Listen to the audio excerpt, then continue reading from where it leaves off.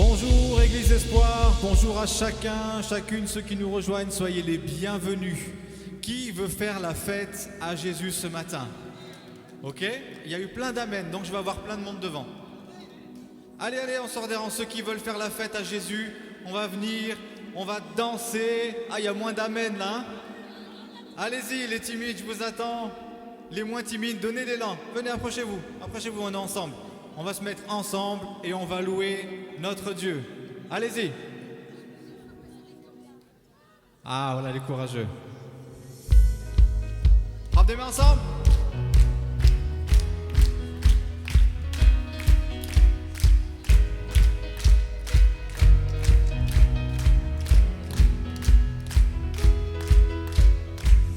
Quand la nuit vient m'entourer de ses bras, ta bienveillance guide toujours mes pas. Quand les nuages viennent assombrir ma foi, j'ai l'assurance de ta faveur sur moi. Ensemble, tu es mon Dieu. Tu es mon Dieu, et rien ne peut te remplacer. Tu es ma paix, et rien ne peut te surpasser. Tu es ma force, et rien ne peut te résister. Je ne crains rien. Ta joie t'élève en puissance, me fait danser maintenant. Je te louerai en tout temps.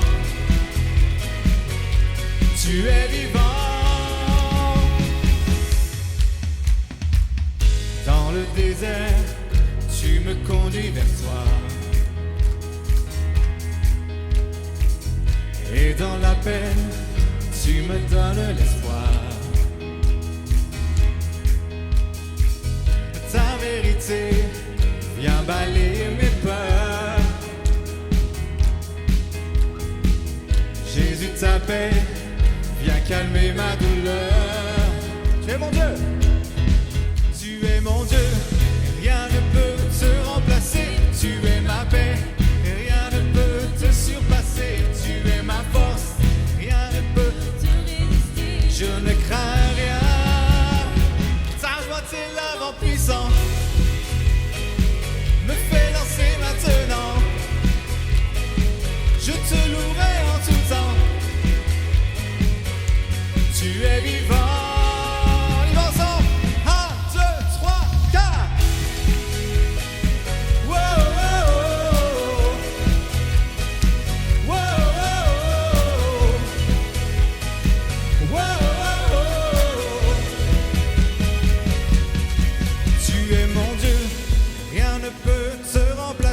Tu es ma paix, rien ne peut te surpasser. Tu es ma force, rien ne peut te résister. Je ne crains rien.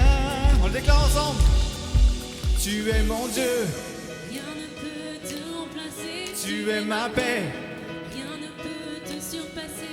Tu es ma force, rien ne peut te résister. Je ne crains rien. Ta joie t'élève en puissance, me fait danser maintenant. Je te louerai en tout temps. Tu es vivant. On y va ensemble. Wow, wow,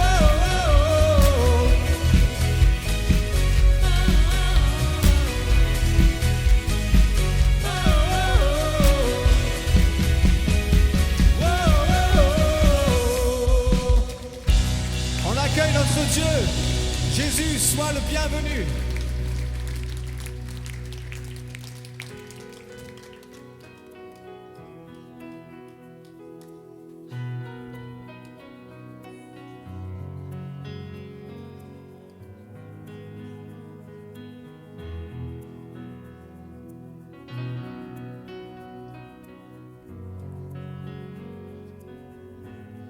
Assis dans le ciel, ton trône éternel, tu règnes à jamais. Vêtu de splendeur, entouré d'honneur et de majesté, les anges je chante à toi la gloire.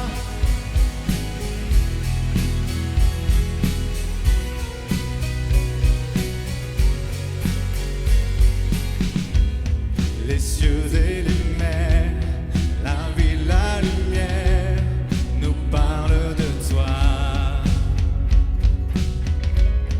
Tu les as créés, les as appelés au son de ta voix. La terre chante majestueux, souverain, Dieu tout-puissant, tu es saint. La création loue ton nom, tout l'univers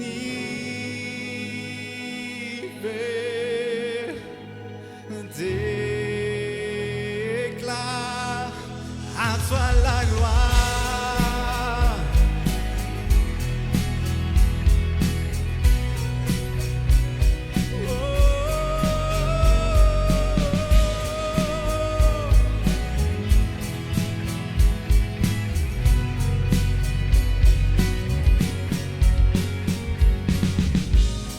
Ô roi serviteur, tu vas sur la terre révéler l'amour.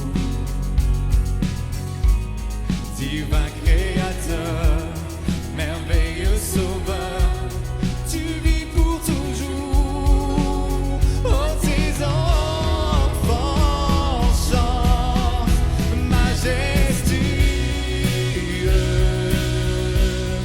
souverain, Dieu tout-puissant, tu es saint. La création loue ton nom, tout l'univers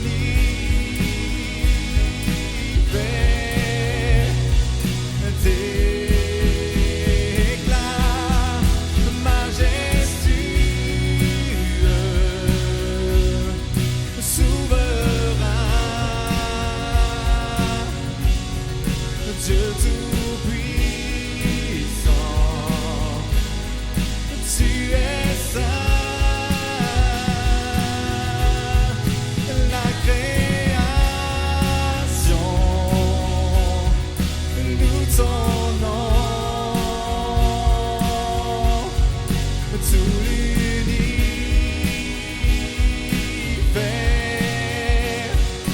déclare, tout l'univers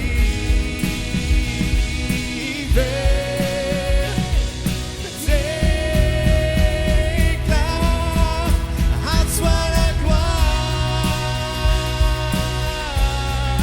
À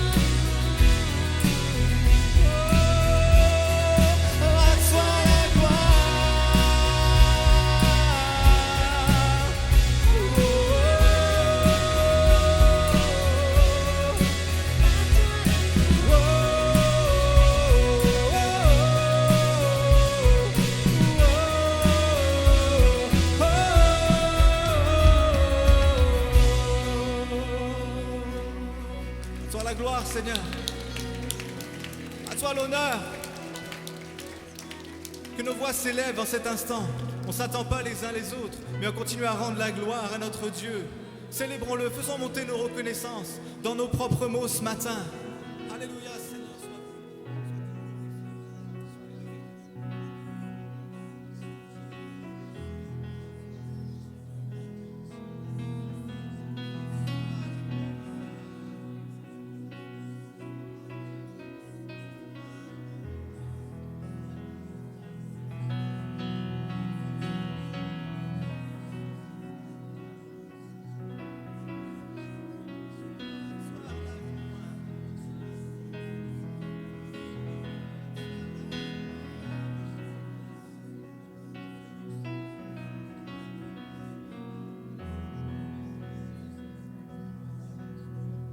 Seigneur, tu es sur ton trône.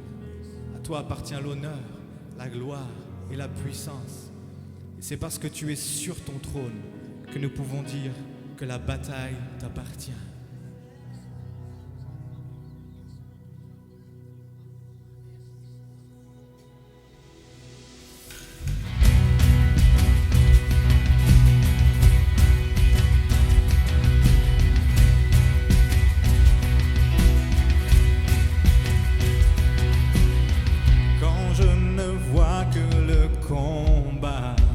Tu vois ma victoire.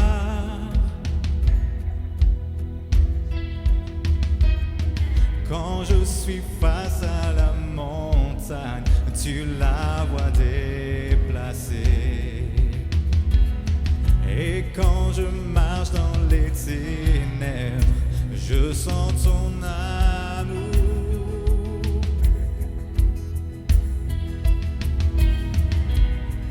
Je n'ai rien à craindre, car tu es avec moi. Amen. Quand je combats à genoux, les mains levées vers toi. Oh Dieu, la bataille t'appartient. Et toute crainte, je mets à tes pieds. La nuit, je dirai, oh Dieu, la bataille. Hey!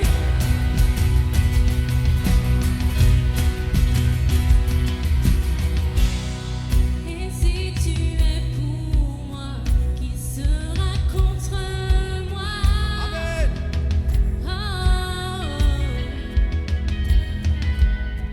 car Jésus, il n'y a rien d'impossible pour toi. Quand je ne vois que descendre, tu vois ma beauté. Quand je ne vois que la croix, tu vois ton beau vide. Oh, quand je combats à genoux, les mains levées vers toi. Oh Dieu, la bataille t'appartient. Et toute crainte, je mets à tes pieds. La nuit, je dirai, oh Dieu, la bataille t'appartient. Toi ma forteresse, tu marches devant moi. Rien ne peut résister au pouvoir de mon Dieu. Tu brilles dans les ténèbres, tu gagnes toutes les batailles. Rien ne peut résister au pouvoir de mon Dieu. Toi ma forteresse, tu marches devant moi. Rien ne peut résister au pouvoir de mon Dieu. Tu brilles dans les ténèbres, tu gagnes toutes les batailles. Rien ne peut Allez, comme une déclaration de foi. pouvoir de mon Dieu. Sois ma forteresse, tu marches devant moi. Rien ne peut résister au pouvoir de mon Dieu. Tu brilles dans les ténèbres, tu gagnes toutes les batailles. Rien ne peut résister au pouvoir de mon Dieu. Quand je combats à genoux, les mains levées vers toi. Oh Dieu, la bataille t'appartient. Et toute crainte, je mets à tes pieds. La nuit, je dirai, oh Dieu, la bataille t'appartient. Oh Dieu, la bataille t'appartient.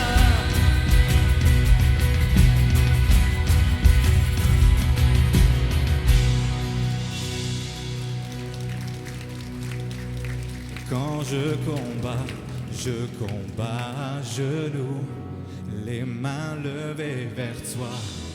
Oh Dieu, la bataille t'appartient. Et toute crainte, toute...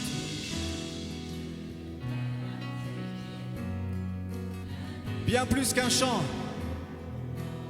c'est une déclaration de foi ce matin. Quand je combats à genoux, les mains levées vers toi. Oh Dieu, la bataille t'appartient. Et toute crainte, je mets à tes pieds. La nuit, je dirai, oh Dieu, la bataille t'appartient. Oh Dieu, oh Dieu, la bataille t'appartient. Chantons, oh Dieu, oh Dieu, la bataille t'appartient.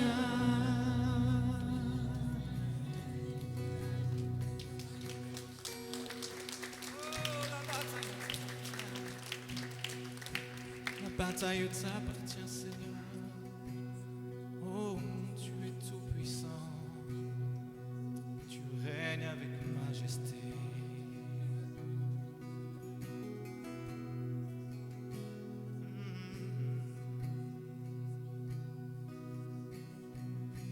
Toi qui es là ce matin, ne reste pas en tant que spectateur.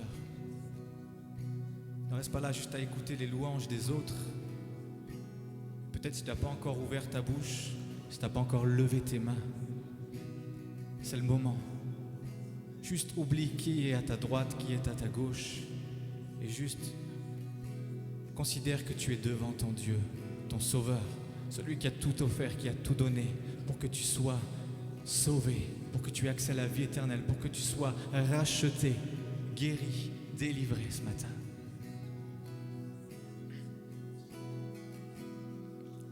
Tu es l'alpha et l'oméga. Nous t'adorons, Seigneur. Tu es digne de louange. On reprend ça ensemble.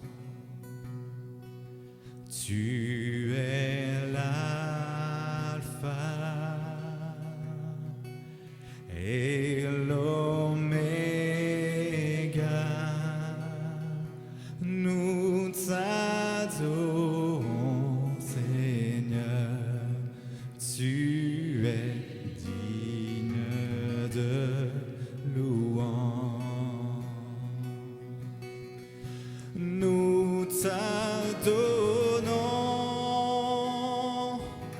toute la gloire. Nous t'adorons, Seigneur. Tu es digne de louange. Nous te rendons toute la gloire. Nous te rendons toute la gloire. Nous t'adorons, Seigneur. Tu es digne de louange. On prend ensemble, tu es l'alpha. Tu es l'alpha et l'oméga. Nous t'adorons, Seigneur. Tu es digne de louange. Tu es l'alpha. Tu es l'alpha et l'oméga. Nous t'adorons, Seigneur. Tu es digne de louange. Nous te rendons. Nous te rendons toute la gloire. Nous t'adorons,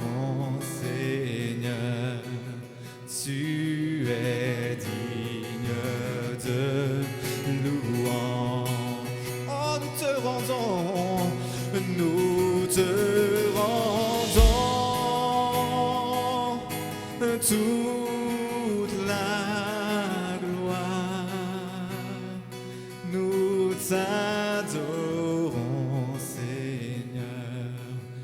Tu es digne de louange. Oh, nous te rendons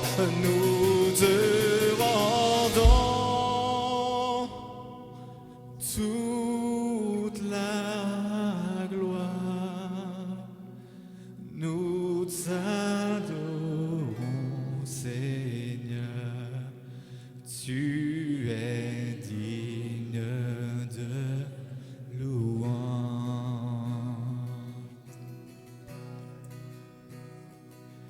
La terre est remplie de sa gloire. La terre est remplie de sa gloire. La terre est remplie de sa gloire. Ça est le Seigneur. L'église est remplie de sa gloire. L'église est remplie de sa gloire. L'église est remplie de sa gloire. Saint est le Seigneur. Mon cœur est rempli. Mon cœur est rempli de sa gloire. Mon cœur est rempli de sa gloire. Mon cœur est rempli de sa gloire. Oh, saint est le Seigneur. Mon cœur est rempli. Mon cœur est rempli de sa gloire. Mon cœur est rempli de sa gloire. Mon cœur est rempli de sa gloire. Oh, saint est le Seigneur. Oh, saint est le Seigneur. Oh, saint est le Seigneur. Oh, saint est le Seigneur.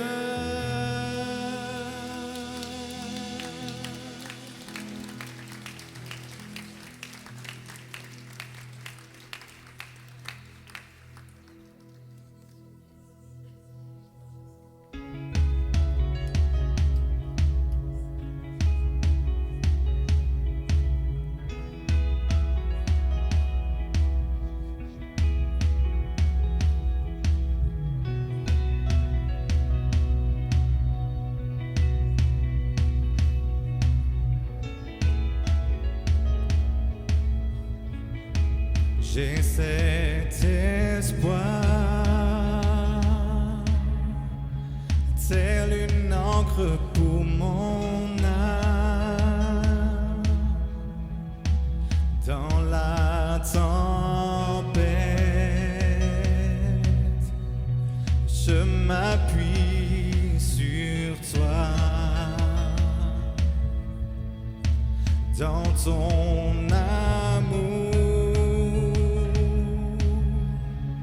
toutes mes craintes disparaissent. En toutes choses, j'ai confiance en toi. Mon espoir est assuré à la croix. Tu as tout donné, tu nous as rachetés. Cet espoir est une encre pour mon âme. Inébranlable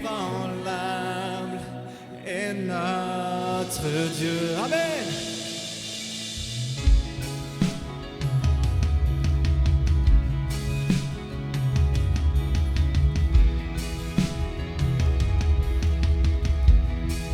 Dieu éternel, tu étais, tu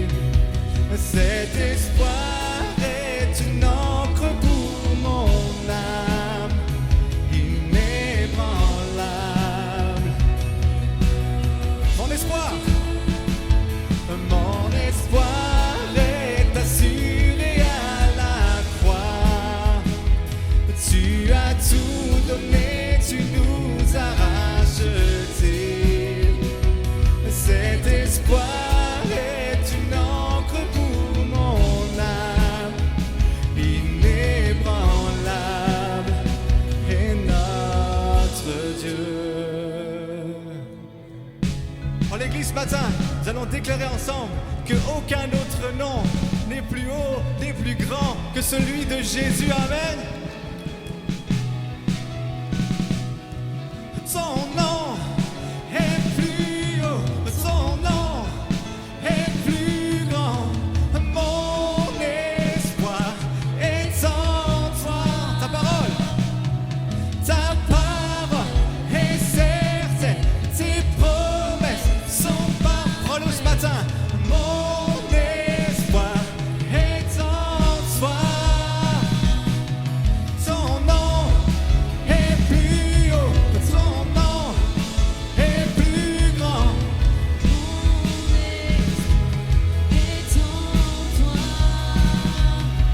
Ta parole est certaine, tes promesses sont parfaites. Mon espoir est en toi.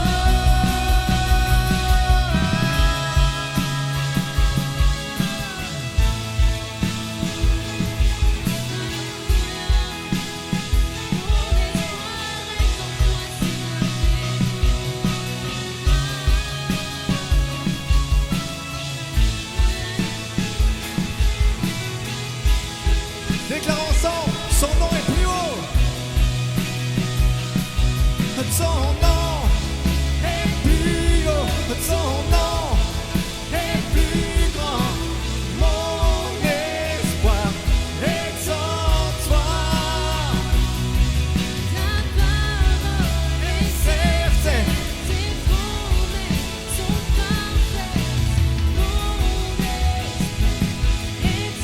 Allez l'église, je vous entends ce matin. Ton nom Est plus haut, ton nom est plus grand. Mon espoir est en toi. sa parole. Ta parole est certaine, tes promesses sont parfaites. Mon espoir est en toi. Ton nom est plus haut. Ton nom est plus grand. Mon espoir Est en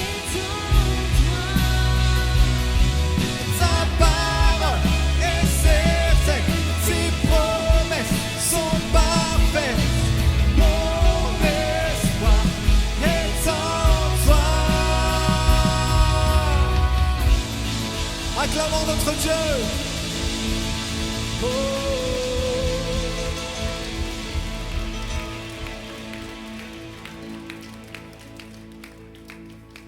Amen. Amen. Que tous ceux qui ont été bénis par ce temps de louange poussent un cri de joie et disent merci au Seigneur.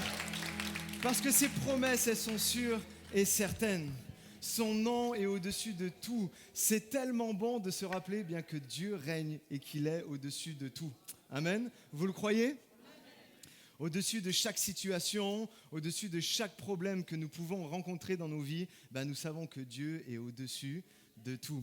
Amen. Vraiment, bienvenue à tous. S'il y en a qui nous visitent pour la première fois ou les premières fois, soyez les bienvenus à l'Église Espoir. Nous sommes heureux d'être avec vous.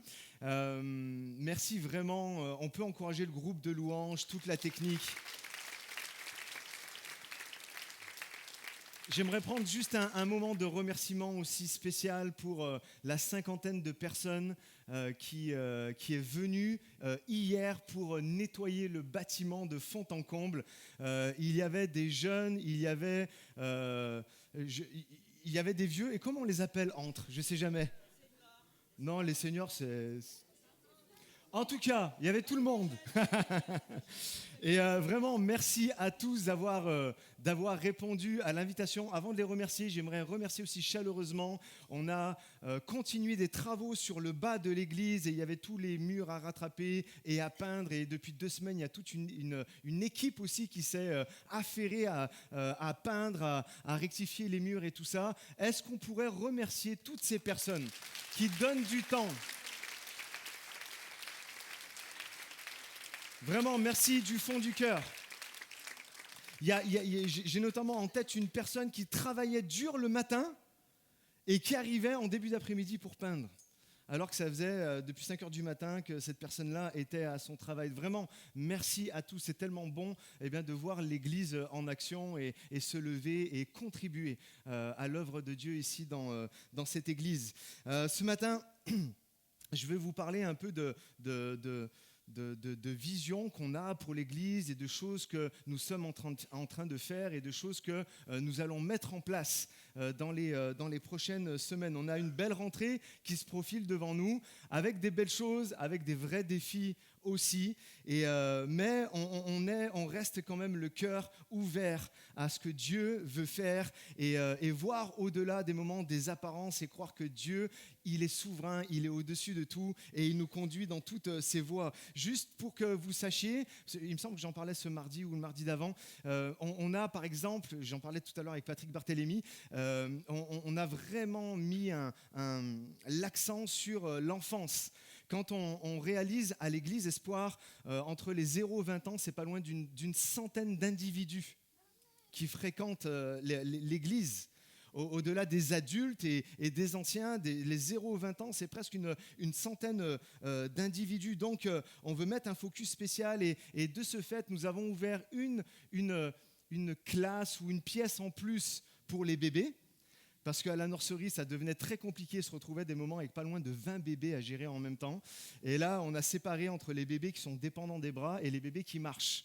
Donc, on a pu faire ça. On a rajouté aussi une classe chez les kids.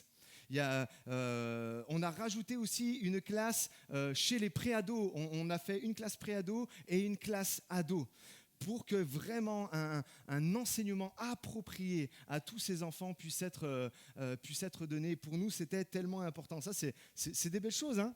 C'est des vrais défis, mais c'est des belles choses. Et on s'aperçoit que oui, le bâtiment, il est grand, mais oui, il faut faire de la place quand même. Et on n'en a pas toujours. Mais heureusement, Dieu nous accompagne. Merci Seigneur pour les groupes, le parcours Laodicée aussi, avec Willy qui vont reprendre, et puis des personnes qui s'inscrivent déjà pour les futurs baptêmes. Ça, c'est tellement beau. Et aussi, avant la fin d'année, en tout cas, on s'est fixé de créer un salon de bienvenue. Vous savez, beaucoup de personnes viennent à l'église et peut-être vous êtes là pour les premières fois et on ne veut pas que vous soyez seulement un anonyme dans la foule, mais on aimerait vraiment vous recevoir encore mieux que ce qu'on peut faire. Et même si on a un super service d'accueil, on peut le remercier, sous la direction de Paola. Vraiment, merci à toute l'équipe d'accueil, mais on aimerait vraiment encore aller plus loin avec ça. Et donc, on réfléchit à comment on peut faire progresser l'Église spirituellement. C'est ça qui est important au-delà du nombre et des chiffres et tout ça, c'est que chaque personne reçoive quelque chose qui va lui parler, qui va lui permettre d'avancer des plus petits jusqu'aux plus anciens. Et donc vraiment pour rentrer dans le vif du sujet, je vais vous parler d'un département qu'on va ouvrir bientôt à l'église et ça va se faire dès le mois d'octobre. On voit tout ce qui se passe actuellement dans le monde. Regardez les infos, que vous soyez plus BFM ou CNews, c'est compliqué. On est d'accord que c'est compliqué ? C'est compliqué tout ce qui se passe actuellement. Je me faisais un petit constat, une petite réunion avec moi-même. Vous le faites aussi. Et je me dis, mais où on va en fait ? Où on va ? Et il y a des clans, et plus ça avance, et on peut parler dans le monde, mais on ramène juste ça à nous, dans notre pays, la France. Il y a des clans de plus en plus marqués, avec de la violence entre et tout ça. Et on se dit, mais c'est tellement difficile. Et dans ce chaos-là, nous avons plus que besoin d'être soudés les uns les autres. Au-delà des politiques, des divisions, des clans de partis et tout ça, nous, en tant que chrétiens, on n'est pas dans tout ça. On veut être soudés les uns les autres. On veut s'aimer de plus en plus les uns, les autres, d'être soudés dans nos familles, d'être soudés à l'église les uns les autres. C'est de revenir un peu aux fondamentaux que l'on retrouve dans le livre des Actes et de l'église primitive. C'est de revenir à l'essentiel. C'est vraiment plus que jamais une priorité pour chacun d'entre nous. Et je vais vous parler d'un nouveau département. Ce que nous voulons mettre en place donc dès cet automne, ce sont des groupes de maison. Et je vais vous parler de ça. Ça fait maintenant longtemps que c'est dans les tiroirs. Et le moment est venu vraiment de pouvoir mettre en place ça. Et le titre du message, et c'est en même temps comme ça vont s'appeler ces groupes de maison. On est plutôt dans les mots grecs, nous, ici à l'Église Espoir. C'est koinonia. Vous avez peut-être déjà entendu parler de ce mot et je l'expliquerai tout à l'heure. Mais c'est un mot que nous retrouvons énormément. En fait, dans le Nouveau Testament, koinonia, la communion fraternelle, des groupes où la communion fraternelle va pouvoir en fait grandir. Vous savez, ce que je vous disais tout à l'heure, tout ce que nous faisons ou que nous décidons de faire en fait à l'Église Espoir, c'est pour la croissance spirituelle, c'est pour la santé vraiment spirituelle de l'Église. Elle n'est pas parfaite, l'Église, on le sait. Il y en a plein qui pourraient se lever et dire « Ouais, moi j'ai remarqué ça, merci de ne pas le faire. » On se rend bien compte des choses et tout ça. Ça c'est sûr. L'Église, elle n'est pas parfaite, mais ça reste un des endroits les plus propices, en fait, à notre épanouissement spirituel. Malgré tout ce qui ne va pas, malgré tous les manques, malgré ce qu'on pourrait voir ailleurs et qu'il n'y a pas ici, ou vice-versa et tout, on le sait, d'accord ? Mais l'important, en fait, c'est de savoir que l'Église, en tout cas notre cœur, au niveau du conseil pastoral jusqu'au leader de département, c'est vraiment que vous receviez quelque chose de bon et de sain qui va vous faire grandir, vous faire aller plus loin. Et les groupes de maison sont vraiment, en fait, un pilier dans l'Église. Avec plusieurs, on pense à des réunions de maison, mais avec plusieurs centres d'intérêt. On ne veut pas, justement, moi, une des choses que je ne voulais pas, c'était un peu de cloisonner ces réunions de maison où on dit ça va se passer comme ça avec tel genre de personnes. Non, ça va se passer par centre d'intérêt, ça va se passer par affinité, ça va se passer par lieu géographique. On va voir tout ça sans trop mettre de barrières. Mais comprenez, le tout est de connecter avec des gens. Le tout, c'est que vous allez vous retrouver, j'espère, avec des personnes où vous allez pouvoir être vrai. Parce que la réalité, elle est ce qu'elle est les dimanches matins, c'est qu'on vient souvent avec des masques. On s'habille, on met nos plus belles cravates, pour ceux qui mettent des cravates, nos plus belles vestes, chaussures, tout ce que vous voulez. Et puis c'est comme, y a rien on ne voit pas vraiment ce qui se passe. Alors que dans les groupes de maison, on va faire tomber les masques tranquillement et dans un cadre vraiment ultra et bienveillant. Et le but, c'est de développer une communion fraternelle. Vraiment une communion fraternelle et être ensemble. Être ensemble. C'est être ensemble. C'est mon premier point ce matin, l'importance en fait d'être ensemble. Je ne vais pas vous redire tout ce que j'ai dit en introduction avec tout ce qui se passe. Plus que jamais, les chrétiens, nous tous, on a besoin d'être ensemble.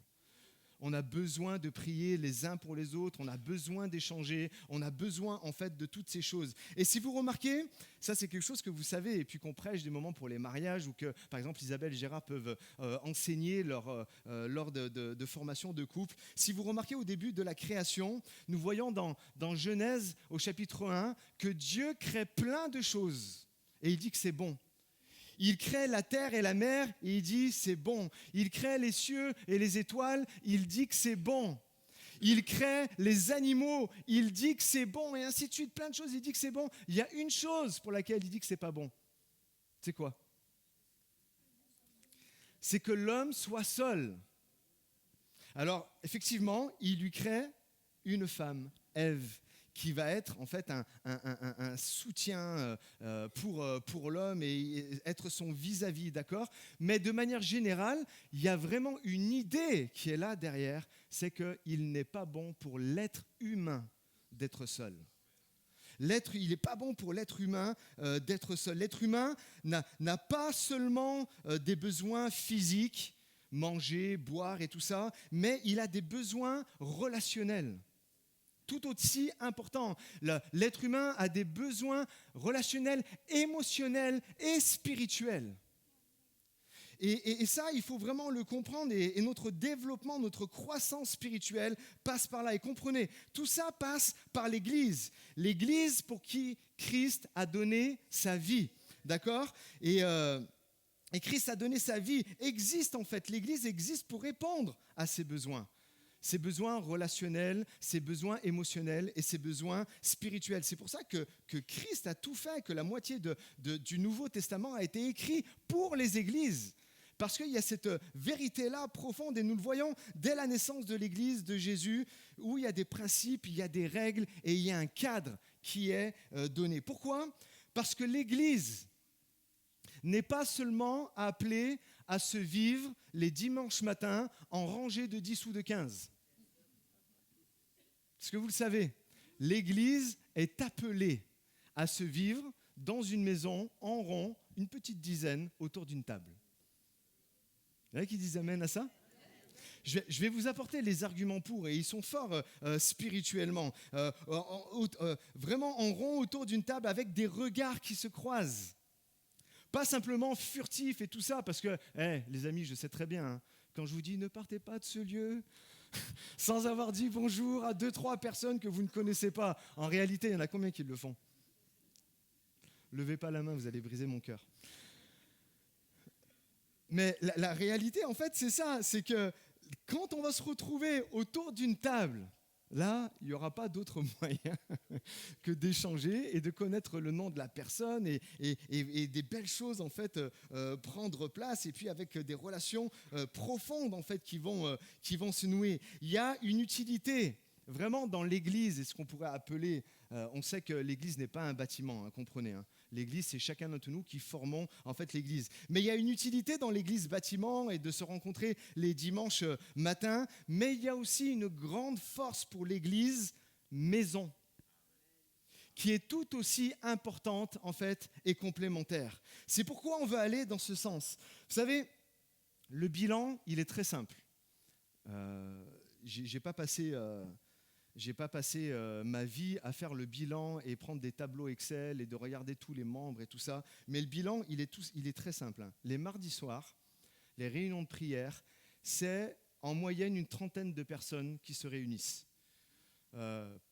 Parfois moins, parfois plus. Mais c'est une 30aine de personnes qui se réunissent parce que, voilà, en fait, c'est comme ça. Maintenant, imaginez avec moi, si nous ouvrons une dizaine de maisons où à peu près une dizaine, 7, 8, 9, 10 personnes vont se réunir pour prier ensemble, pour connecter ensemble, pour échanger ensemble. Là, c'est plus simplement 25, 30 personnes qui se réunissent dans la semaine pour prier, mais tout de suite, ça devient une centaine. Est-ce que vous captez un peu la différence ? Et c'est pour ça que l'objectif, en fait, de ces groupes Koinonia, ces groupes de maison, c'est, si tu veux bien mettre, c'est de prier ensemble, ça va être d'échanger, en fait, ensemble, ça va être de connecter ensemble dans le sens de, je suis connecté avec toi, par exemple, Ilan, et on est dans l'unité ensemble. D'accord ? Je sais que ce qui est important pour toi et les défis que tu traverses, et tu vas savoir ce qui est important pour moi et comment prier pour les défis que je traverse. Et ça va être aussi une possibilité d'exercer les dons de l'esprit et d'apporter des paroles de connaissance, des paroles de sagesse, des paroles de guérison. C'est pour ça qu'on pense en fait à ces groupes. Et pour nous, ça serait vraiment qu'un début. Quand je vous parle d'une dizaine de maisons, mais moi, dans ma tête, je peux en voir 15, 20, 30, j'en sais rien. La vallée du Gier est grande. Vous venez, pour certains, de beaucoup plus loin que la vallée du Gier. Et il y a plein de groupes qui pourraient prendre place. C'est pourquoi on veut s'orienter sur les groupes de maisons, comme plusieurs églises l'ont déjà fait, que de continuer les mardis soirs. Et je vous reparlerai aussi des mardis soirs. L'idée serait, et on vous en dira plus prochainement, d'avoir ces groupes Koinonia une semaine sur deux. Une semaine sur deux où il y a ces groupes qui sont faits, et en fin de mois, alterner avec des réunions d'enseignement Logos ou Eucharistia. Eucharistia qui prend vraiment tout son sens dans les groupes de maison. Je vais peut-être en développer et parler de ça, mais où tous les groupes de maison se réuniraient pour dire dans notre groupe de maison, nous avons vécu telle chose. Et là, vous savez ce que c'est dans les soirées Eucharistia, on donne gloire à Dieu pour tout ce qu'il a fait, tout ce qu'il a accompli pour nous, mais on donne gloire à Dieu aussi, et c'est ça le sens Eucharistia, c'est je rends grâce pour mon frère et ma sœur qui m'accompagnent tout le long de mon chemin. On va lire ensemble On va lire ensemble, je parle depuis tout à l'heure et je n'ai pas cité de verset biblique encore. On va lire la base de la réunion de maison et où est-ce que nous retrouvons tout de suite ça. C'est dans Acte 2, au verset 41. Il est dit, du verset 41 à 47, « Ceux qui acceptèrent la parole furent baptisés. Et en ce jour-là, le nombre des disciples s'augmenta d'environ 3000 âmes. Ils persévéraient dans l'enseignement des apôtres, dans la communion fraternelle, dans la fraction du pain et dans les prières. La crainte s'emparait de chacun et il se faisait beaucoup de prodiges et de miracles par les apôtres. Ils étaient, écoutez ça, chaque jour, tous ensemble, assidus au temple. Ils rompaient de la même manière, ils rompaient le pain dans les maisons et prenaient leur nourriture avec joie et simplicité de cœur, louant Dieu et trouvant grâce auprès de tout le peuple. Et le Seigneur ajoutait chaque jour à l'Église ceux qui étaient sauvés. Et ensemble, on dit Amen. Et en fait, quand vous voyez cette expression, j'ai vraiment regardé, et c'est pour ça que je me dis que les soirées Eucharistia, on est vraiment dans le vrai quand on le fait. Quand il est parlé de rompre le pain, il n'est pas question de parler de la scène. Bien sûr, c'est bien si elle est pratiquée et tout ça, d'accord, mais tous les théologiens s'accordent à dire que rompre le pain, ça voulait dire on cassait la croûte ensemble. C'est-à-dire on mangeait ensemble. Et pendant ce repas-là, souvent, ils faisaient la scène. C'est comme ça que la Sainte Seine, généralement, était pratiquée. Mais quand vous voyez dans le livre des Actes, ils rompaient le pain, c'est juste, en fait, ils mangeaient ensemble. Ils mangeaient ensemble, ils avaient un repas, en fait, fraternel ensemble. Et dans le plan de Dieu, ce que nous remarquons, c'est que l'Église, ça c'est important de le comprendre, l'Église, elle est appelée à être grande, même numériquement. D'accord ? On voit que Jésus commence son ministère, il en appelle 12, et puis après il en appelle 70, après il en appelle 120 dans la chambre haute, après il y en a 3000, après il y en a 5000, et en plus on sait que tout ça, c'est sans compter les femmes et les enfants, parce que ce n'était pas compté. D'accord ? Donc imaginez l'église de Jérusalem, les milliers de personnes qu'il pouvait y avoir. On sait que l'église d'Éphèse était ce qu'on appelle aujourd'hui une méga church. Il y avait des milliers de personnes qui fréquentaient cette église. À l'église de Corinthe aussi, c'était exactement en fait la même chose. Et ce n'est pas une question d'arriver, et c'est ça qui est important, ce n'est pas une question d'arriver à connaître tout le monde. Parce que beaucoup de gens maintenant me disent, les anciens, même comme ce qu'on pourrait appeler des nouveaux, où ça fait 2-3 ans que vous fréquentez l'église, plusieurs vous me dites, on ne reconnaît plus les personnes, on ne sait pas qui est telle et telle personne. Ça vous est arrivé, hein ? Il y en a plein, vous me le dites. Mais plutôt, en fait, le but, ce n'est pas d'arriver à connaître toutes les personnes, mais plutôt avec les gens qui sont dans mon cercle. Je vais en reparler tout à l'heure. Comment je peux être une bénédiction pour eux ? Au moins ces personnes que je connais, ou je connais leur prénom, comment, en fait, je vais pouvoir être une bénédiction avec eux. Et le tout est d'arriver à se connecter, en fait, avec les gens avec qui tu as déjà peut-être une affinité et avec qui tu peux communier, avec qui tu peux prier, avec qui tu peux appeler en cas de besoin, où tu as un pépin de santé qui arrive, où tu as un problème qui arrive dans ta vie, où tout de suite, tu sais que cette personne-là, en fait, tu vas pouvoir l'appeler. Parce que c'est ça l'Église.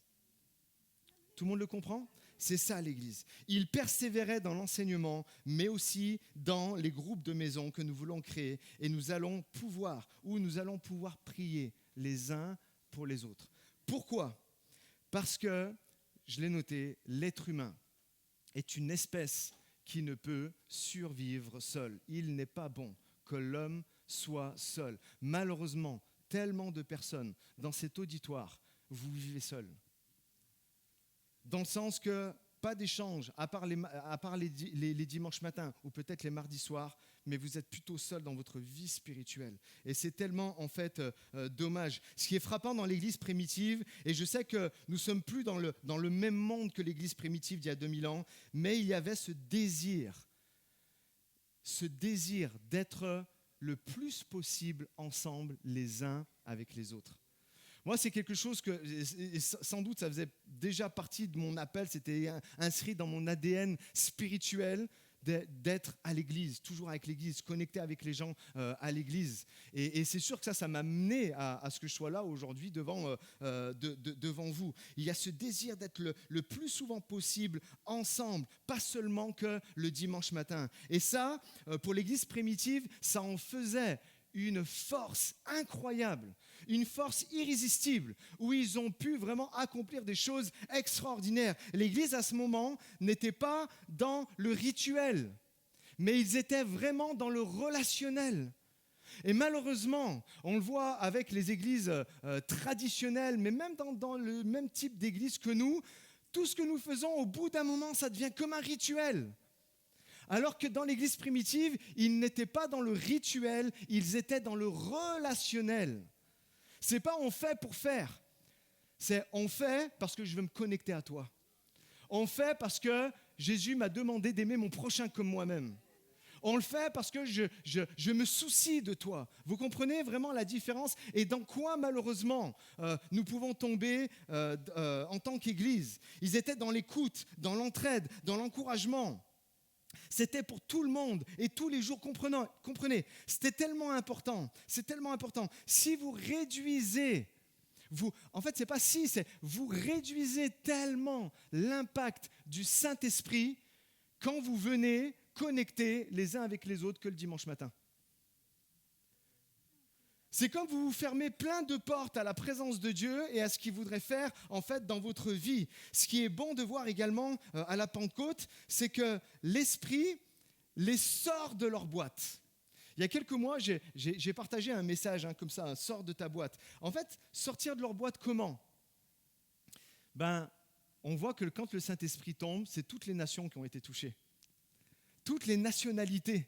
Là, si je pouvais faire un tour, là j'ai juste premier rang un échantillon entre des Béninois, des Polonais, des Marocains, des Italiens, des Ivoiriens, des Français.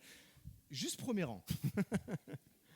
Je pourrais m'amuser à faire... Vous comprenez? Et en fait, le Saint-Esprit, quand il fonde l'Église, il vient mélanger et brasser toutes ces personnes. C'est plus vous restez en clan, c'est plus vous êtes comme ça. Non, l'Église, c'est vraiment l'Église pour tous. Et donc le Saint-Esprit, en fait, il les sort de leur boîte, il mélange les nationalités, il mélange les langues, il mélange les cultures, et qui sont tout autant de barrières pour ne pas s'ouvrir.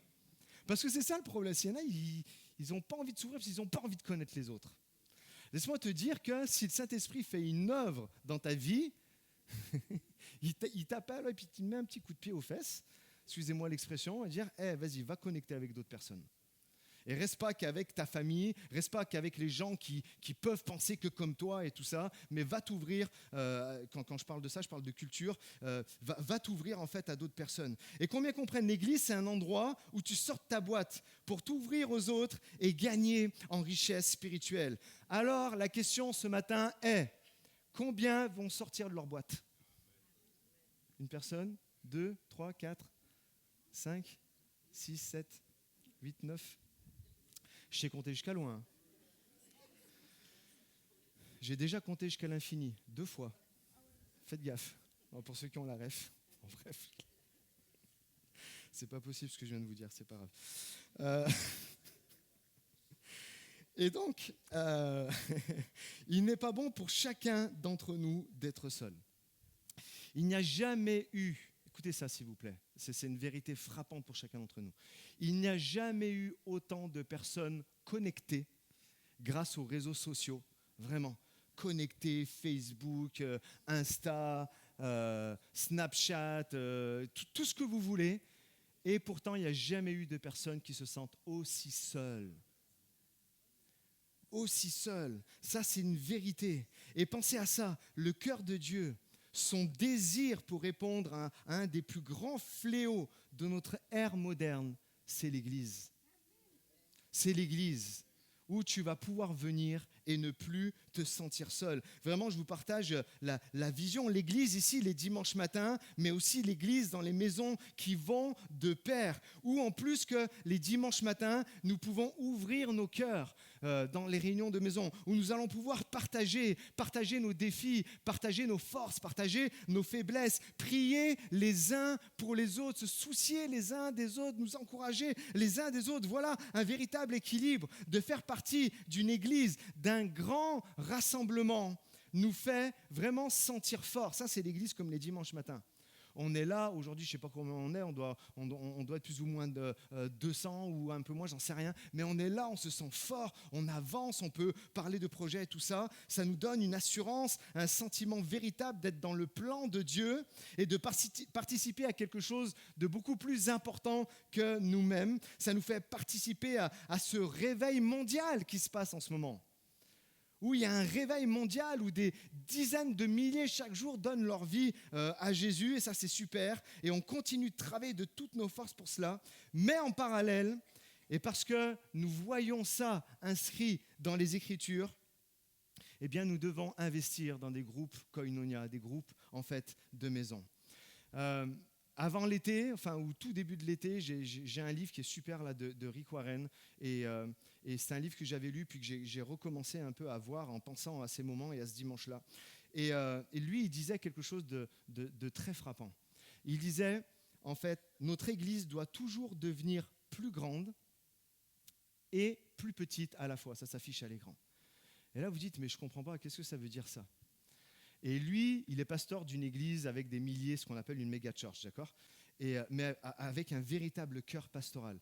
En fait, pour lui, l'important, c'est l'église doit grandir. L'église doit gagner encore des âmes. L'église doit continuer à faire des baptêmes et tout ça. Mais l'église ne doit pas devenir impersonnelle. Et comment, en fait, elle devient quelque chose de personnel, de relationnel, en créant des petits groupes, en créant des groupes de maison. Juste tout simplement, en fait, en lisant ce que disent les Écritures et en disant, bah oui, ils étaient dans la maison. Ils étaient assidus au temple, mais ils étaient aussi assidus dans les maisons pour partager un repas, un moment convivial, en fait, ensemble. Ça veut dire qu'au fur et à mesure que l'Église grandit, et donc, comme je vous disais juste un peu avant, c'est normal qu'elle grandisse, eh bien, au travers des groupes de maison, elle devient de plus en plus proche pour les personnes qui la composent. Vous savez, j'ai fait un petit listing des bienfaits des groupes de maison qu'on ne retrouve pas spécialement les dimanches matins. Les bienfaits des groupes de maison, si tu veux bien mettre la diapo, les bienfaits des groupes koinonia. On peut partager nos sujets de prière dans un petit groupe. Là, un dimanche matin, si je vous fais tous passer, vous avez tous un sujet de prière, ça va être compliqué, on est d'accord ? Mais dans une cellule de maison, non. Et ça, c'est vraiment un bienfait. Tu peux laisser la diapo, s'il te plaît. Les bienfaits des groupes, ça brise la solitude. Les bienfaits des groupes de maison, ça brise la solitude. Les bienfaits des groupes de maison, ça crée un sentiment, en fait, d'intimité et de communion dont on a tous besoin, et encore une fois, surtout en cette période. Où on est là, au lieu de regarder les infos, ou au lieu de regarder notre propre vie, et excusez-moi le terme, mais de flipper, d'avoir peur tout seul, eh ben, je vais aller dans un groupe où je vais partager ça, et ce groupe va m'aider à traverser ça. Amen, vous comprenez ça ? Parce que dans un petit groupe, et ce qui n'est pas le cas aujourd'hui, moi, j'en pleure pas, hein, parce que j'exagérais, mais je suis tellement triste des moments de côtoyer des personnes et de même pas m'apercevoir qu'une personne nouvelle, ça fait déjà 2-3 mois qu'elle fréquente l'église, et de ne pas savoir son nom. Alors que dans un petit groupe de maison, un groupe koinonia, tout le monde va savoir votre nom. Et ça, c'est tellement bon, c'est tellement encourageant. Et plus l'église, elle grandit, plus elle va devoir devenir petite, pour qu'il y ait vraiment une connexion les uns avec les autres. Et en fait, le but sera de mieux vous connaître et se connaître les uns, en fait, les autres. Les bienfaits des groupes koinonia, c'est tout le monde va remarquer si vous n'êtes pas là. Là, les dimanches matins, bien souvent, vous pouvez être un anonyme dans la foule. Ou même des moments, il y a 2-3 personnes que vous côtoyez, mais même moi, en tant que pasteur, des moments, des personnes viennent me voir. « Ah alors, j'étais pas là parce que ci, parce que ça. » Et je regarde, je fais « Ouais. » Et j'avais pas vu qu'elle n'était pas là. Mais pour de vrai, en tant que pasteur, ça me dérange en fait. Mais il y a un moment où on n'y arrive plus à capter. Moi, je vois une foule aujourd'hui là. J'aimerais voir chaque personne individuellement. Si je me concentre, j'y arrive. Mais ça prendrait du temps. Vous comprenez ce que je veux dire? Alors que dans un groupe de maison, tout le monde va savoir votre nom et tout le monde va remarquer si vous n'êtes pas là. Et tout le monde va pouvoir prendre de vos nouvelles. Envoyer un petit message, hey, ça va, qu'est-ce qui se passe et tout ça. Et les bienfaits d'un groupe de maison, d'un groupe Koinonia, eh bien, c'est que l'Église s'étend géographiquement. Amen. Un groupe de maison ou deux sur Rive-de-Gier, Saint-Chamond, Saint-Étienne, plutôt dans la région lyonnaise, en Haute-Loire, en Isère, Péage de Roussillon, Vienne, compagnie, tout ça. Ça, c'est de partout, ça peut s'éteindre. Il n'y a plus de frontières, il n'y a plus de cloisons, même si on aime ce bâtiment, mais il n'y a plus de dur là. Tout est ouvert. Et on peut toucher un plus grand nombre. Ça va, vous êtes avec moi ce matin? Parce que je vois qu'il y en a qui sont vraiment avec moi, et je vois qu'il y en a qui se disent, ouais... Je vous partage quelque chose d'important pour la vision de l'Église. Comprenez, je dis souvent, nous avons pratiquement, tous les mêmes combats. Certes, des fois, il y a des fois des saisons différentes. On passe par des choses, vous le savez. On sait par exemple que tout le monde dans sa vie, au moins une fois, va passer par la dépression. Personne n'y échappe, c'est les statistiques. Tout le monde va passer par un épisode de dépression ou passer par la maladie. Tout le monde dans sa vie va connaître des conflits relationnels. Au boulot, à l'école, dans sa famille. Tout le monde, on est tous à la même enseigne ici. Tout le monde ici, on a perdu des êtres chers. C'est vrai ou pas? On vit les mêmes choses. Et quand tu vas faire partie d'un groupe Koinonia, tu vas soit être cette personne qui a vécu ça et qui s'en est sortie par la grâce de Dieu et avec beaucoup d'empathie, encourager les autres, aimer les autres, les regarder et leur dire tu vas traverser cette vallée et je serai avec toi comme le Seigneur est avec toi. Soit tu vas être cette personne-là ou soit tu vas être la personne qui va avoir besoin d'une autre qui est passée par ces moments-là et qui va être comme un repère, un soutien pour toi. Est-ce que vous comprenez l'importance de ces groupes-là? Mais aussi, pas que dans les difficultés, mais dans les défis, on va dire, plus positifs et enthousiasme. De partager avec des frères et des sœurs, hey, j'ai reçu tel appel dans ma vie. Et de l'autre, regarde, la personne te dit, ah, mais moi aussi, j'ai connu ça, il y a un moment, le Seigneur m'a appelé et tout ça. Et puis hop, ça se tire vers le haut et puis ça amène à des choses juste incroyables. C'est vraiment, je crois, de tout mon cœur, du gagnant-gagnant. C'est vraiment du gagnant-gagnant quand on est là à se souder les uns les autres et à participer aux douleurs comme aux victoires des uns des autres dans des petits groupes intimes. Comme les groupes de maison. C'est vraiment du gagnant-gagnant. Regardez ce que dit l'apôtre Paul dans Philippiens 1:30. Il dit, vous et moi, nous sommes engagés dans le même conflit. D'accord ? Et là, regardez ici un instant, on lira la suite après. Là, je vous remets un peu le contexte de ce qu'il est en train de partager. Il est en train de parler de l'unité spirituelle. Il est en train de parler du combat, de la foi fondée sur l'évangile. D'accord ? Donc, en gros, il est en train de parler de notre vie de chrétien, de chrétienne à chacun d'entre nous. Et donc, il dit, vous et moi, nous sommes engagés dans le même conflit. Le combat que vous m'avez vu soutenir, vous entendez maintenant que je le soutiens toujours. Et il leur dit, il leur cache rien, c'est devenu le vôtre. C'est devenu le vôtre. Qu'est-ce que ça veut dire en fait ? Ça veut dire, on a tous les mêmes combats. En tant que chrétien, on a tous les mêmes combats. Et vous savez, en fait, c'est je l'appellerai comme ça, si tu veux bien mettre la diapo, c'est ce fameux « moi aussi ». Moi aussi. Là, je ne sais pas si vous avez eu ces discussions-là. Vous êtes en train de parler quelque chose et la personne en face de vous a juste envie de dire quelque chose dès qu'elle peut. Moi aussi.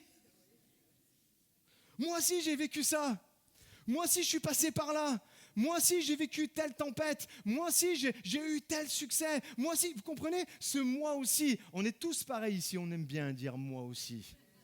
C'est vrai ou pas? On aime bien le dire, ce moi aussi, j'ai connu. Moi aussi, attends, je vais t'expliquer. On aime bien le dire. Dans les groupes, c'est ce qu'on peut faire. Vous voyez? Ce moi aussi. Ankeio, me too. Après, je vais dire que ça dans ces deux langues, en plus du français. Là, ils peuvent le dire en allemand ou en congolais ou je sais pas. Mais vous pouvez le dire, moi aussi.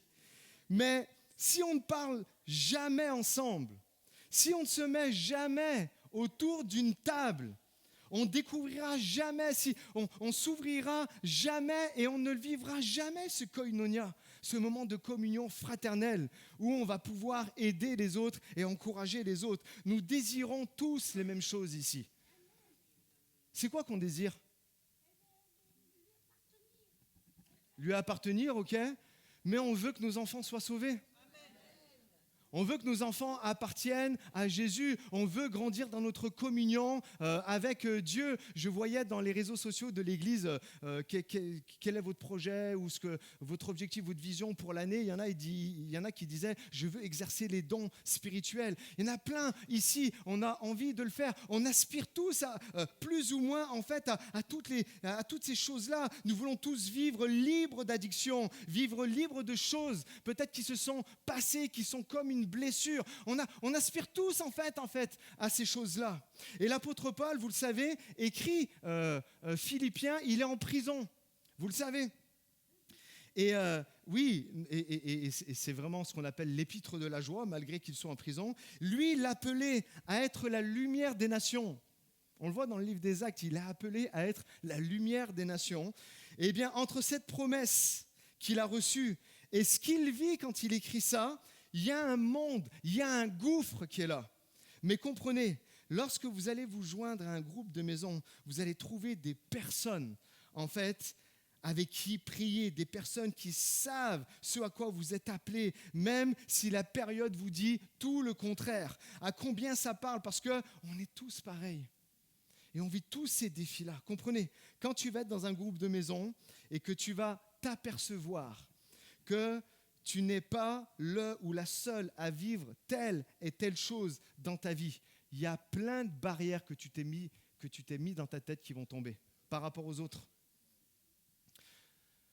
En introduction, je vous parlais des partis gauche, droite, moi je suis pour telle chose, moi je suis pour telle chose. Et tout ça, ça nous cloisonne. Et plus on avance et plus on va nous demander de choisir de camp et nous monter les uns contre les autres. Je le vois tellement, ça se voit comme le nez au milieu de la figure, en fait, maintenant.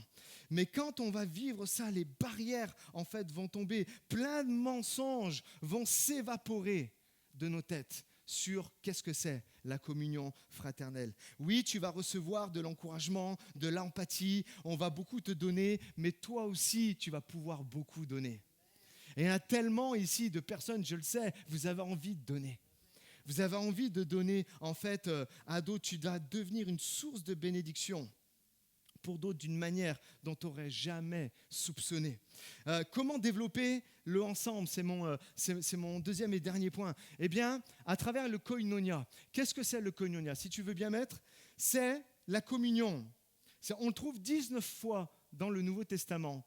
Le koinonia, c'est la communion, c'est le partage, c'est l'échange, c'est porter ensemble, c'est être partenaire ensemble. Un partenaire, qu'est-ce qu'il fait? Normalement, il ne te laisse pas tomber. Il est là, il t'encourage, il te soutient, il te prend la main, il te porte, il t'aide quand tu en as besoin. C'est ça, c'est être partenaire avec, c'est être pour quelqu'un. Combien ont envie de vivre ça? Un peu plus que ce qu'on le fait d'habitude. Comment développer le ensemble? C'est le mot ecclésia aussi. Ecclésia qui a donné le mot église, qui veut dire un peuple appelé hors de, rassemblé hors de.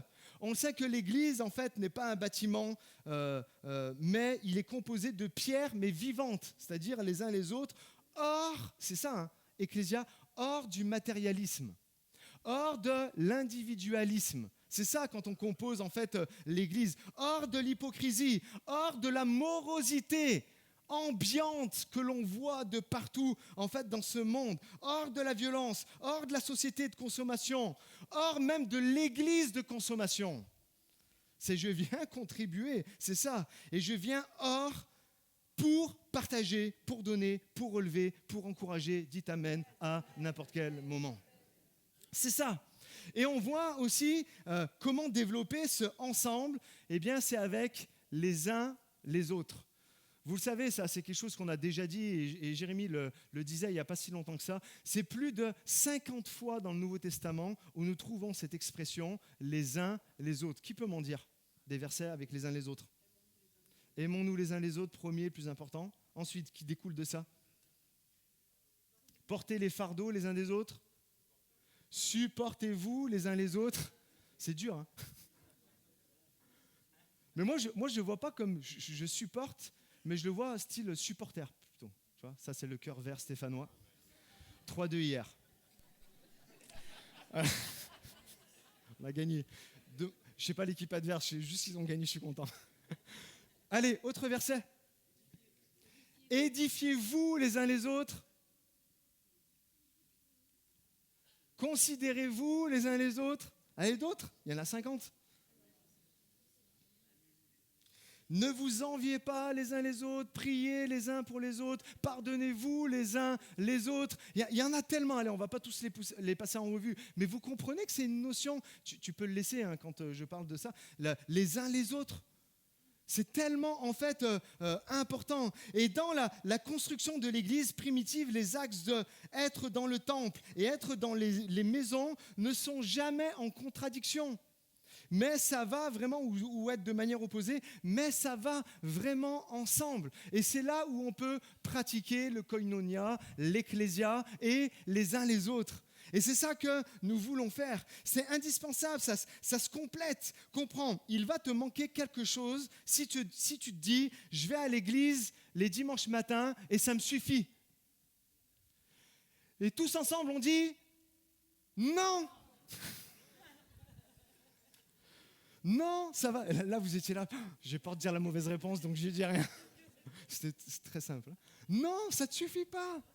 Ça ne te suffit pas. À l'inverse, comprends, il te manque quelque chose. Si tu te dis, ma petite réunion de maison, et là je parle peut-être, si vous êtes là, c'est que vous croyez en l'église, mais il y a peut-être des personnes en ligne qui nous regardent, d'accord, et c'est même sûr. Comprends, à l'inverse, il te manque quelque chose si tu te dis, ma petite réunion de maison, ou mon temps de communion avec ma famille me suffit, je reste en famille. Et là, qu'est-ce qu'on dit ? Non ! Ça ne te suffit pas aussi, il te manque quelque chose. Il pourrait y avoir plusieurs analogies entre un chrétien vivant sans église. Allez, pour reprendre le foot, c'est comme si tu étais un super joueur et que tu n'avais pas d'équipe. Ça sert à quoi ? Tu peux être Messi, Ronaldo, tout ce que tu veux. Si tu n'as pas d'équipe, tu vas rien faire. Il y a tellement d'exemples. Tu peux être comme un soldat sans armée. Ça sert à quoi ? T'es tout seul là. Non, tu as besoin d'être avec ton armée, avec ta brigade, avec les autres. Tu pourrais être une batterie, mais sans groupe. Lucie, ça te dirait de jouer de la batterie toute seule ? Mais ça ne sert à rien. On a besoin en fait les uns des autres. On peut aller plus fort encore dans l'image. En fait, un chrétien seul, d'accord, c'est comme un mouton sans troupeau. Et quand tu es un mouton, et nous sommes tous des moutons, et Jésus est notre berger, amen, d'accord, j'insulte personne, je me mets dedans. C'est ce que la Bible nous dit. Quand tu es un mouton et que tu es tout seul, tu es là et tu es en proie à tout ce qui peut venir, les dangers, et ci, et les ça, et les mauvaises croyances. Et vous comprenez ce que je veux dire ? Ça n'a pas en fait de sens. Et si on pourrait aller encore plus fort dans l'analogie, tu pourrais être comme un enfant sans famille. C'est ça quand tu ne vis pas le koinonia, l'ecclésia, les uns, en fait, les autres. Est-ce que vous comprenez le danger, en fait, de ça ? Et c'est quelque chose dans le Nouveau Testament où la question ne se posait même pas dans ce qu'on a lu dans Acte 2, dans ce qu'on a lu dans Acte 2. C'était dans le temple, dans l'église, d'accord, de façon plus générale comme on est ce matin, et dans les maisons. Ça allait en fait de pair. Dans le temple, il y a une onction spéciale. La Bible nous dit, je relisais ça dans ma lecture quotidienne cette semaine, où vous savez, Salomon, il fait la dédicace du temple et Dieu dit, il y aura toujours mon cœur au milieu de vous, j'aurai toujours les yeux fixés en fait sur vous. Il y a vraiment quelque chose de fort. On est ensemble, on va adorer tous ensemble. C'est tellement beau la louange quand on est tous ensemble. Et c'est tellement dommage que des gens, en fait, s'en privent. C'est là où il va y avoir vraiment une force vive capable de répondre à un grand nombre de besoins. Plus on est nombreux, plus on est fort, plus on est capable, en fait, de faire en fait, des choses qu'un groupe de maisons à 5, 6, 7, 8 ne pourra jamais faire. Ce ne serait même pas en fait comparable. Et on a cette possibilité de faire des choses d'envergure pour l'évangélisation, d'être vu, de briller fort, d'être capable de nourrir des dizaines de personnes comme fait l'association Marchons Ensemble, d'accord ? Et on est capable de faire ça. Et dans les maisons aussi, il y a d'autres forces que l'église. L'église, le dimanche matin, on a beaucoup plus de mal à faire. Ici, le dimanche matin, c'est très difficile, pas impossible, mais c'est très difficile de prendre un temps de qualité de communion avec une personne. C'est vrai ou pas ? C'est pour ça que de venir que les dimanches matins, tu perds vraiment de la richesse. C'est très difficile de prendre un bon temps de prière avec une personne un dimanche matin. Alors que dans un groupe de maison, non, tu ne peux pas prendre la parole un dimanche matin. C'est là, s'il y en a, là, je le sais, je vous donnerai la parole. Je pose mon micro, je pars, d'accord ? Mais alors que dans un groupe de maison, bien sûr, ça c'est un truc important qu'il y aura dans une charte, on ne monopolise pas la parole, mais on peut au moins vraiment partager. En fait, tu ne peux pas témoigner un dimanche matin facilement. Alors que dans un groupe de maison, avec les personnes qui sont autour de toi, tu peux témoigner. Et vous savez, c'est très simple, les choses à mettre en place. Ça demande quoi pour faire un groupe Koinonia, si tu veux bien mettre ? Eh bien, ça demande une maison d'accueil, une maison haute. Ça demande un modérateur. Ça demande en fait un animateur passionné qui va être différent de la maison d'hôte, d'accord ? Des personnes qui reçoivent et qui va pouvoir modérer et présider ce moment-là. Et puis, ça demande des participants. Des personnes engagées à y aller pour faire grandir la communion fraternelle. Vous savez que vous êtes tous appelés à faire grandir la communion fraternelle. Les exemples bibliques, maintenant. Il y a Simon, Corneille, Lydie, Philippe, Justus, et il y en a plein d'autres. Sont tout autant de personnes qui ont ouvert les portes de leur maison pour que l'évangile puisse être diffusé. Je vous le dis, c'est une priorité de l'Église d'ouvrir au moins, là, au mois d'octobre, 5 groupes de maisons Koinonia. J'aimerais tellement ça. Et je prie pour que des gens se lèvent et disent « Je vais ouvrir ma maison ». On vous donnera plus de détails, on va vous donner un lien aussi d'inscription pour dire « Moi, je vais être participant, moi, je vais ouvrir ma maison ». On va vous envoyer tout ça dans les jours en fait, qui vont suivre. Mais et puis, pour que personne, s'il y en a qui se posent la question de je veux être maison d'hôte, une fois que vous aurez répondu au questionnaire, on aura en fait une rencontre tous ensemble pour vous parler de comment ça va se passer. Par exemple, vous ne vous engagez pas sur une année, mais vous vous engagerez sur un trimestre. Si on relâche vraiment beaucoup, ça sera 1 semaine sur 2, vous comprenez ? Pour pas que ça soit vraiment pesant. Et aussi des gens qui choisissent de sortir de la solitude et de se dire « Ok, je laisse à terre tous mes préjugés et je vais venir dans un groupe. Je vais ouvrir mon cœur et ma vie va être bénie. Et moi-même, à mon tour, je vais être une bénédiction pour les autres. » Je vais terminer par quelque chose et je vais demander aux musiciens de venir. En fait, ce que j'aimerais vous faire comprendre, c'est que nous avons plus en commun que ce que nous pensons. Je le répète, je ne l'ai pas mis ça, cette phrase-là. Non, je ne l'ai pas mis, c'est pas grave. Nous avons plus en commun que ce que nous pensons. Bien souvent, on a peur de se parler les uns les autres. Et encore une fois, la société nous pousse à mettre des barrières de partout. Mais moi, je crois qu'il n'y a pas d'histoire de « moi, je suis de tel pays, moi, je suis d'un autre, moi, j'aime ci, moi, j'aime ça ». Mais en fait, en réalité, nous avons beaucoup plus en commun que ce que nous pensons. J'aimerais vous montrer une petite vidéo, si tu peux éteindre les lumières, et on se retrouve tout de suite après la vidéo pour que vous compreniez qu'on a beaucoup en commun les uns avec les autres.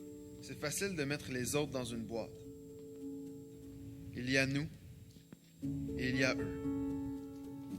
les employeurs, les candidats à l'embauche, ceux à qui on fait confiance et ceux qu'on essaie d'éviter. Il y a les immigrants et ceux qui ont toujours vécu ici, ceux qui vivent en région et ceux qui n'ont jamais vu une vache, les fans de sport, les gens qui ont confiance en leurs moyens. Il y a ceux avec lesquels nous avons beaucoup en commun et ceux avec lesquels nous croyons n'avoir rien en commun. Bienvenue. Je vais vous poser quelques questions aujourd'hui. Certaines pourraient être un peu personnelles, mais j'espère que vous répondrez honnêtement. Qui dans cette salle était le clown de sa classe?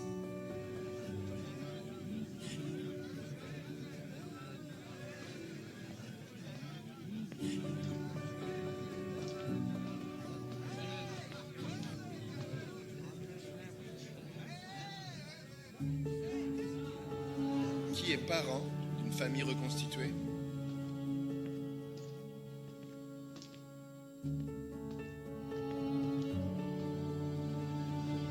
Et tout à coup, il y a nous.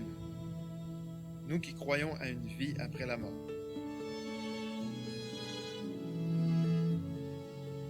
Nous qui avons été victimes d'intimidation. Et nous qui avons fait subir l'intimidation.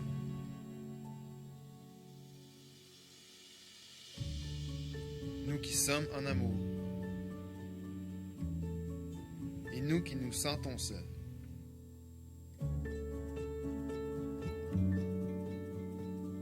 Nous qui avons trouvé un sens à nos vies. Et ceux d'entre nous qui ont sauvé une vie. Et puis, il y a chacun de nous qui aimons la vie.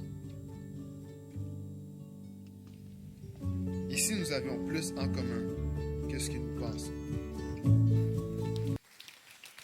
Et si nous avions plus en commun que ce que nous pensons, sans barrière, sans préjugés, vous êtes d'accord avec ça?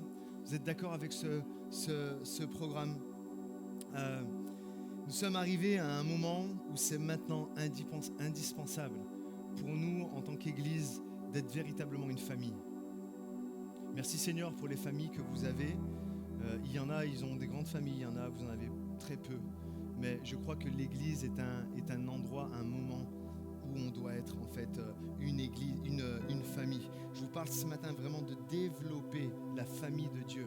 C'est un thème très important pour Paul.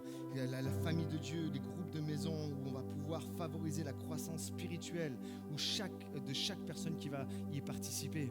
Je lis un dernier texte pour conclure, Éphésiens 2, 19.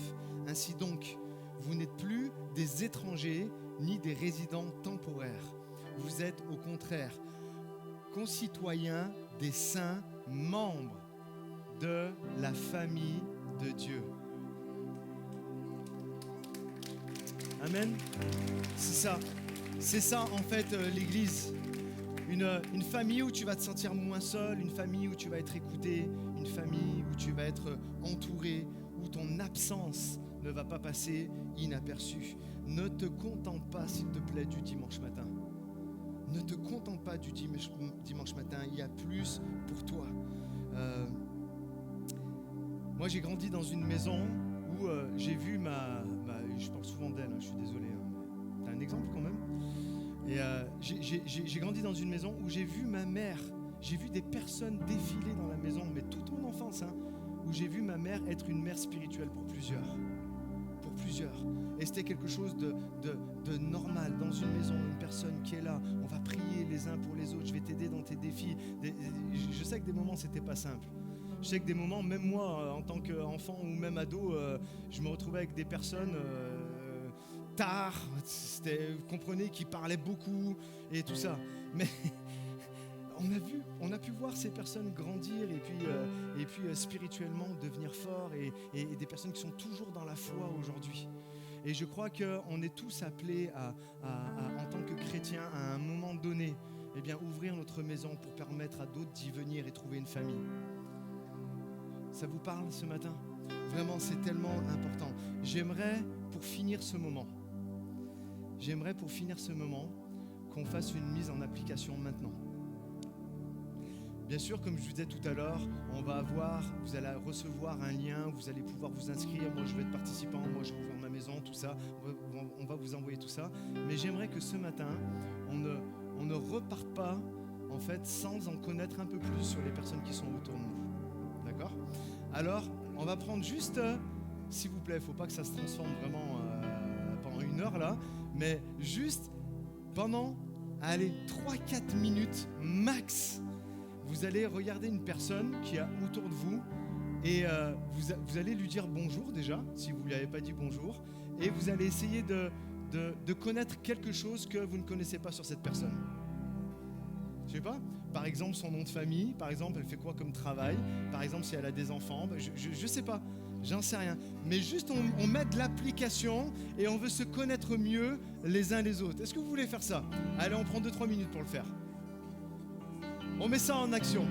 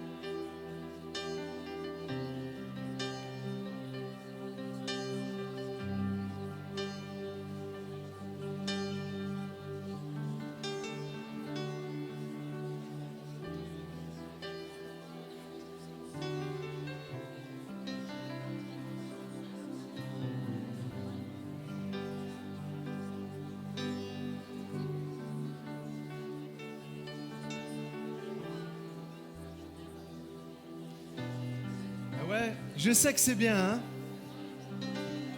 Ah, vous voyez, hein, il y a des barrières qui tombent, il y a des choses qui commencent à se nouer, à se créer. Moi, j'ai appris par exemple que le deuxième prénom de Jérémie, c'était Florian.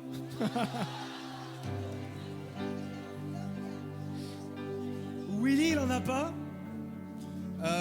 Incroyable. Lucie, son deuxième prénom, c'est Adeline, comme sa belle-sœur. Et Roman, c'est Alexandre. Non. Il croyait ça une partie de sa vie, il m'a expliqué. Mais que son deuxième prénom, c'est Adrien. Ça va pas de savoir. Il y a plein de choses qu'on peut arriver à savoir. Moi, j'ai pas de deuxième prénom. Moi, le mien, il est tellement... il suffit à lui-même. Il en fallait pas d'autres. Allez, restez avec moi. On va finir ce moment. On va vraiment prier ensemble. Vous savez, bien souvent, et c'est ce que j'arrive à comprendre. Vous pouvez revenir avec moi ? Vous continuerez à parler après, vous inquiétez pas. Bien souvent, on a peur de perdre une certaine communion fraternelle quand l'Église elle grandit comme la nôtre. D'accord ? C'est vrai, hein, ces dernières années, on est passé d'une centaine de personnes adultes à pratiquement, quand tout le monde vient, on est au moins 280. Et donc voilà, on voit qu'il y a du monde qui est là, il y a vraiment quelque chose qui se passe. Et je sais que, par exemple, chez les anciens, c'est une certaine appréhension, ou même à des nouveaux qui peuvent être là comme un peu perdus.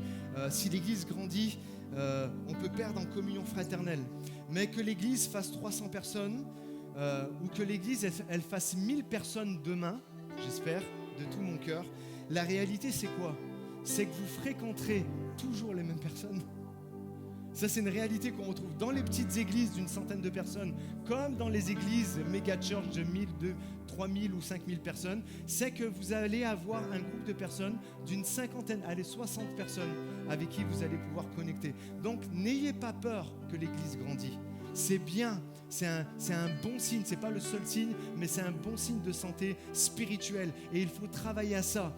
Mais gardez toujours en tête, je vais garder la communion, le lien avec la cinquantaine de personnes avec qui je m'entends, avec qui j'ai vécu en fait des choses. Et ce qui est important, c'est justement de développer ces groupes de maisons, Koinonia. Un des secrets de la croissance que nous apprend Acte 2, c'est dans le temple et dans les maisons. Et c'est ce que nous voulons vivre. Est-ce qu'on pourrait se lever ensemble, s'il vous plaît ?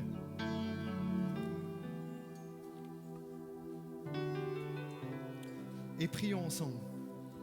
Seigneur, je te dis merci pour cette matinée. Merci pour ce bon temps de louange. Merci pour tous les enfants, les nourrissons, jusqu'aux ados, pré-ados qui sont là et qui ont reçu aussi quelque chose de ta part. Et je te prie pour nous tous ce matin, avec cet enseignement que j'ai apporté bien humblement sur le groupe de maison et qui était vraiment une pierre et quelque chose de fondamental dans l'église naissante d'il y a 2000 ans et qui l'est encore pour nous aujourd'hui. Je te prie que chacun de nous, c'est ma prière en tant que pasteur, chacun de nous puisse trouver sa place et chacun de nous, Seigneur mon Dieu, puisse véritablement faire du koinonia, d'être vraiment les uns avec les autres, de porter, de supporter les uns, de se supporter les uns les autres. Je te prie, Seigneur mon Dieu, que chacun puisse trouver une maison, un groupe d'affinité avec lequel, Seigneur mon Dieu, il va pouvoir s'épanouir, avec lequel il va pouvoir, Seigneur mon Dieu, porter du fruit, avec lequel il va pouvoir s'ouvrir et être vrai et parler des vraies choses, Seigneur mon Dieu, qu'on ne peut pas toujours faire les dimanches matins. Seigneur mon Dieu, je te le dis, bénis cette église. Bénis chaque personne qui la compose, Seigneur mon Dieu. Vraiment que chacun, Seigneur mon Dieu, reçoive quelque chose de ta part ce matin. Fais tomber les barrières, Seigneur mon Dieu. Fais tomber les choses qui pourraient nous séparer dans l'église, pour justement réaliser comme cette petite vidéo qu'on a vue, qu'on a tellement plus en commun que ce qu'on croit, Seigneur Jésus. Au-delà des apparences, au-delà de la culture, au-delà de l'âge, au-delà de toutes ces choses, Seigneur mon Dieu, nous te prions, Seigneur mon Dieu, afin que cette Église soit unie et aille toujours plus loin dans l'unité, Seigneur mon Dieu, parce que nous le savons, Seigneur mon Dieu, ta parole nous l'enseigne, Seigneur mon Dieu, c'est quand il y a l'unité, c'est quand on se soucie les uns des autres, c'est quand on prie les uns avec les autres, c'est quand on se pardonne les uns les autres, et bien que tu répands ton onction, que tu répands ton Esprit Saint ici dans cette église, Seigneur mon Dieu. Alors bénis chacun, fortifie chacun, Seigneur mon Dieu, et que nous rentrions pleinement, Seigneur mon Dieu, dans ces groupes. C'est dans ton nom, Jésus, que j'ai prié. Et ensemble, on dit Amen. Et on peut remercier le Seigneur pour la communion fraternelle qu'il nous donne. Amen.